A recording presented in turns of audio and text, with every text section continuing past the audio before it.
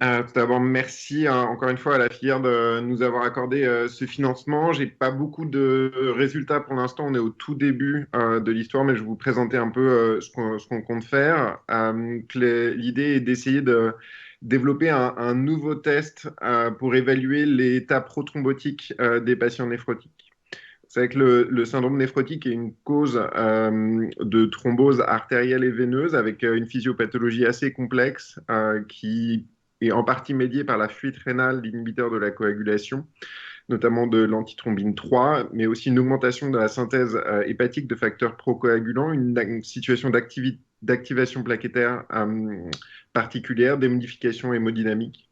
L'incidence n'est pas parfaitement déterminée, mais on estime que jusqu'à 27% des adultes souffrant d'un syndrome néphrotique développeront un événement thrombotique potentiellement grave, avec des disparités selon l'étiologie du syndrome néphrotique, notamment une surprévalence des thromboses chez les patients GEM qui n'est pas complètement comprise.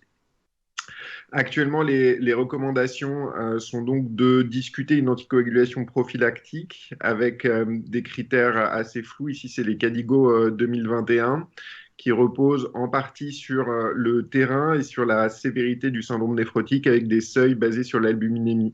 Les albuminémies entre 20 et 25 grammes par litre doivent faire discuter l'introduction d'un traitement anticoagulant. Sans que ce soit basé sur des niveaux de preuve énormes, on est sur des niveaux de preuve 2C. Dans les CADIGO 2021, il est proposé également un autre arbre diagnostique plus complexe qui prend en partie en compte les facteurs du patient par un score essentiellement sur le risque de saignement plus que sur le surrisque de thrombose et qui permet d'essayer de stratifier le risque de thrombose et le risque de complications des anticoagulants et de prendre des décisions peut-être un peu plus fines. Ces derniers temps, on pour autant vu le développement de nouveaux tests de coagulation, dont le temps de génération de thrombine, qui consiste en fait à regarder avec des marqueurs fluorescents la capacité d'un plasma à générer de la thrombine avec plusieurs mesures possibles.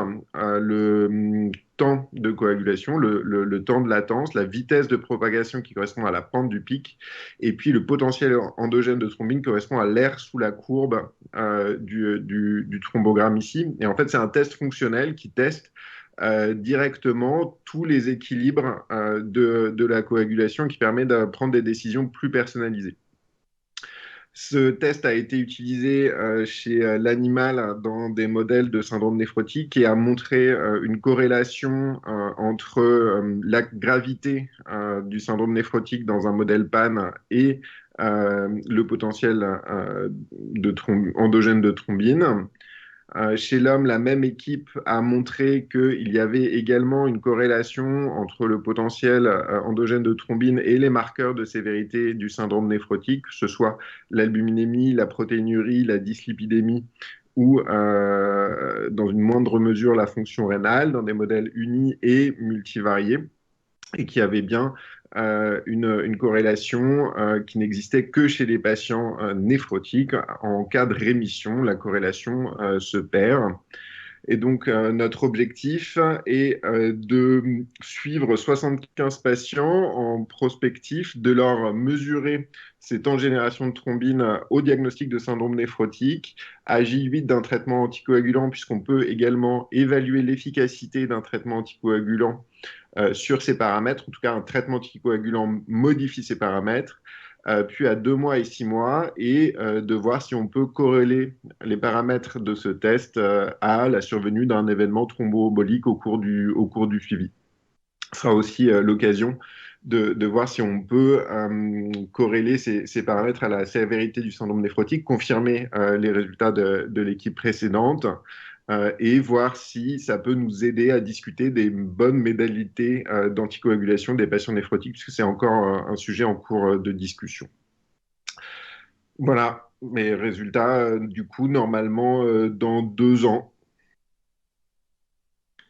Soyons patients, merci. Mais bon, oui, c'est même optimiste. Ce serait très, très bien qu'on puisse avoir des résultats dans 2 ans. En tout cas, c'est vrai que c'est une réelle problématique pour nous, néphrologues adultes, la prise en charge optimale en termes de traitement anticoagulant de ces patients avec un syndrome néphrotique. Et on espère effectivement, votre projet permettra d'avancer.